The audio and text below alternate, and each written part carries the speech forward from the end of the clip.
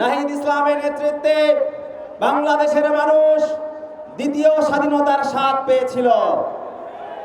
এখন আপনাদের সুযোগ এসেছে, যার নেতৃত্বে আমরা স্বাধীনতার স্বাদ পেয়েছি, মুক্ত বাংলাদেশ পেয়েছি, সেই জুলাই গণঅভ্যুত্থানের অগ্রনায়ককে ভোট দিয়ে জাতীয় সংসদে পাঠাবার।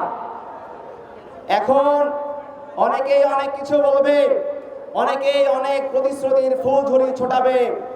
আমরা বলতে চাই, কথায় নয় কাজেই আমাদের পরিচয়।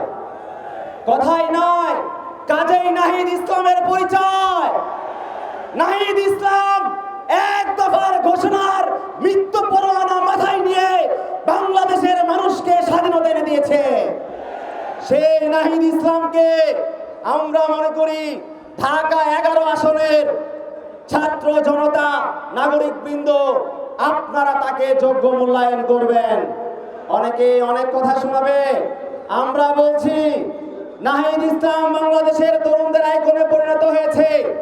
নাহিদ ইসলাম যদি সংসদে যায়, নাহিদ ইসলাম শুধু ঢাকা 11 আসনের কথা বলবে না, নাহিদ ইসলাম বাংলাদেশের মুক্তির কথা বলবে। নাহিদ ইসলাম বাংলাদেশে আগ্রাসন বিরোধীর কথা বলবে। নাহিদ ইসলাম যদি সংসদে যায়, বাংলাদেশকে আগামীতে নেতৃত্ব দিবে তরুণরা। তরুণরাই কিন্তু প্রমাণ করেছে বাংলাদেশের পরিবর্তন একমাত্র তরুণরাই সাধন করতে পারে। তরুণদের কথা যদি আমরা সংসদে শুনতে চাই, নাহিদ ইসলামের বিকল্প এই ঢাকা 11 আসনে নাই। অনেকে অনেক কথা বলছে না, আওয়ামী লীগকে ফিরে নিয়ে আসবে। 11 দলের যে গণজোয়ার তৈরি হয়েছে, সেই গণজোয়ারকে বন্ধ করার জন্য বিএনপি এখন আওয়ামী লীগকে ফিরে নিয়ে আসার চেষ্টা করছে। আমরা বলতে চাই, ইতিহাস ঘাটুন। 1981 সালে জিয়াউর রহমান যখন শেখ হাসিনাকে ফিরে নিয়ে এসেছিল, ফিরে নিয়ে আসার মাত্র 13 দিন পরে জিয়াউর রহমানকে বাংলাদেশে হত্যা করা হয়েছে।